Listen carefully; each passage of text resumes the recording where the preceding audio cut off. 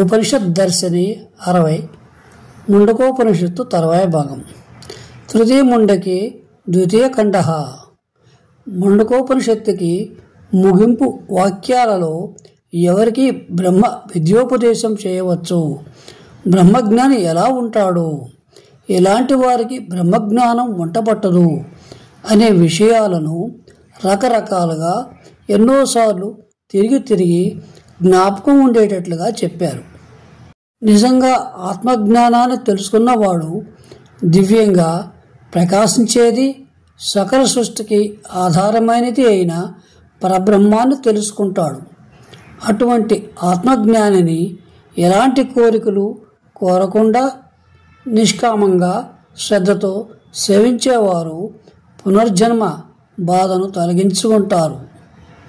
ఇంతకుముందు సంపదలను ఆశించి బ్రహ్మజ్ఞానాన్ని సేవిస్తే సంపదలు దొరుకుతాయి అని చెప్పారు. ఇప్పుడు అదే నిష్కామంగా శ్రద్ధతో సేవించేవారు పునర్జన్మ నుండి విముక్తులవుతారు అని చెబుతున్నారు. అమాన్య కామయతే మన్యమానః సకామాభిధ్యాయతే తత్ర తత్ర పర్యాప్తా కామస్య కుతాత్మ నస్తో ఇహైవ సర్వే ప్రవీర్యంతి కామః. ఎవరైతే ఇంద్రియ సుఖాలను మాటిమాటికి తలంచుకుంటూ వాటి కోసం ఆరాట పడతారో అట్టివాళ్ళు ఆ కోరికలు తీరడానికి ఆయా ప్రదేశాలలో తిరిగి మళ్ళీ జన్మలెత్తుతారు. కానీ ఎవరైతే ఆత్మతత్వాన్ని తెలుసుకొని అన్ని కోరికలను ఆత్మలోనే లయం చేస్తారో అలాంటి వారి కోరికలు ఇక్కడే నశించిపోతాయి. ఉపన్యాసాలతో కానీ శాస్త్రాధ్యయనంతో కానీ ఆత్మసాక్షాత్కారం సాధ్యం కాదు. అలాగే బలహీనులకి, శాస్త్రవిరుద్ధంగా తపస్సు చేసేవారికి ఆత్మదర్శనం దుర్లభం అంటున్నాయి ఈ క్రింది 2 మంత్రాలు.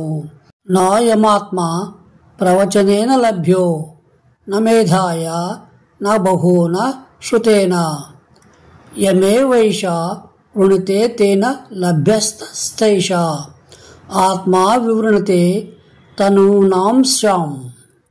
ఈ ఆత్మను ప్రవచనం ద్వారా, మేధస్సు ద్వారా, పాండిత్యం ద్వారా పొందలేము. ఆ ఆత్మ కోసం హృదయపూర్వకంగా ఆరాటపడిన వ్యక్తికి ఆత్మ సాక్షాత్కారం లభిస్తుంది. ఆత్మ ఎవరినైతే వరిస్తుందో అతనికి మాత్రమే లభ్యమవుతుంది. అలాంటి వ్యక్తికి మాత్రమే ఆత్మ తన వివరాలన్నిటినీ అందిస్తుంది.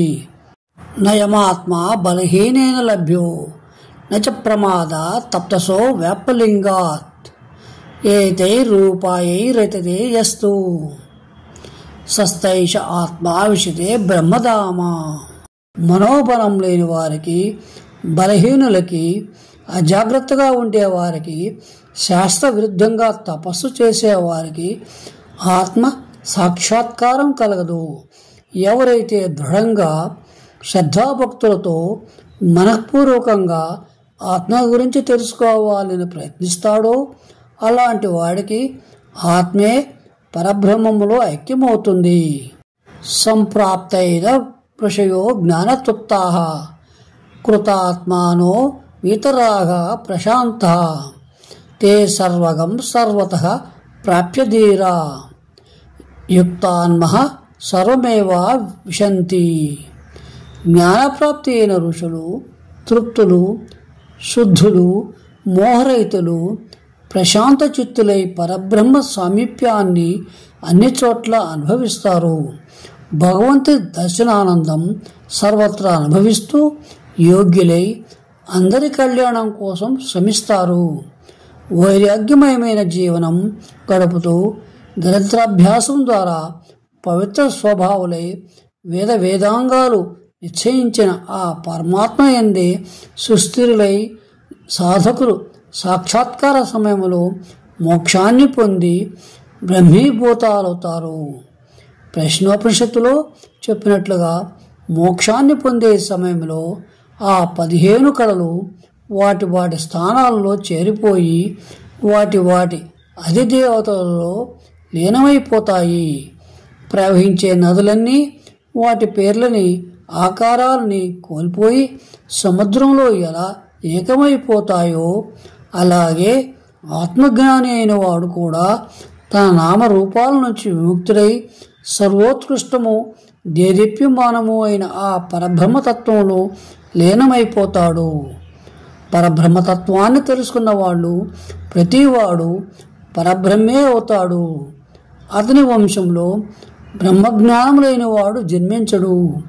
బ్రహ్మజ్ఞాన ప్రాప్తి వల్ల అతడు తన హృదయంలో ఉన్న అజ్ఞాన గ్రంథులను తెలుసుకొని శోకాల నుంచి పాపాల నుంచి విముక్తుడై అమృత స్వరూపుడవుతున్నాడు. ఈ బ్రహ్మ విద్యను కర్మనిరతులకు వేదాంగ పారంగతులకు బ్రహ్మ విద్య తెలుసుకోవాలనే జిజ్ఞాసువులకు ఏకర్షి అనే అగ్నికి ఆహుతులిచ్చే వారికి శాస్త్రబద్ధంగా శిరోవ్రతాన్ని అనుష్ఠించే వారికి మాత్రమే ఉపదేశించాలి అని ఈ ఉపనిషత్తు ఘోషిస్తోంది. ఓ మహర్షులారా, మీకు నమస్కారం. అచీర్ణవ్రత ఏతత్ న అధేతే అంటూ ఎలాంటి వ్రతాన్ని ఆచరించిన వాడు ఈ ఉపనిషత్తు అధ్యయనం చేయకూడదు అని అంగీరసుడు చెబుతూ ముండకోపనిషత్తును ముగించాడు. ఏ విధంగా అధ్యయనానికి ఆంక్ష విధించాడు. అందుకని ప్రతి ఒక్కరూ సద్గురువుని ఆశ్రయించండి. సాధనా చతుష్టయాన్ని ఆచరించి వ్రతనిష్టతో ఉపనిషత్ పఠనం చేసి సాధన చేసి అసాధ్యమనుకునే బ్రహ్మతత్వాన్ని ప్రత్యక్షపరచుకోండి. సశేషం.